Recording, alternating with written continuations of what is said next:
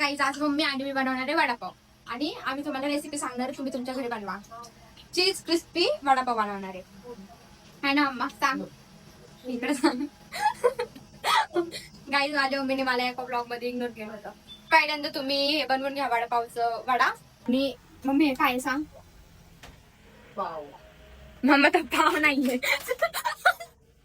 अरे मम्मा हे सांग, हे बेसन पीठ. आणि ही माझी आजी आहे. काय कर. एक पाव घ्यायचाय, त्याला कट करायचंय. असा पाव करायचा आणि मग त्याच्यावरची टाकायची पुदिन्याची चटणी, अशी लावायची. वडा घ्यायचा आणि इथं ठेवायचा. नूडल्स लावून घ्यायचं. चिली फ्लेक्स टाकायचे. स्लाइस घ्यायची आहे आणि त्याला पण कापायचं अर्ध वडापाव मध्ये बसून असं असं. मग असं बंद करायचं.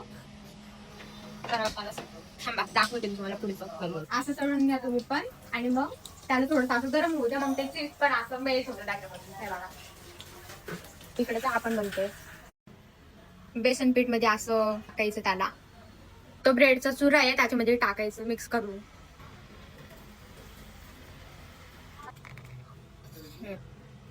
ते सगळे मी तुम्हाला दाखवायला येते. हे आईने दाखवते.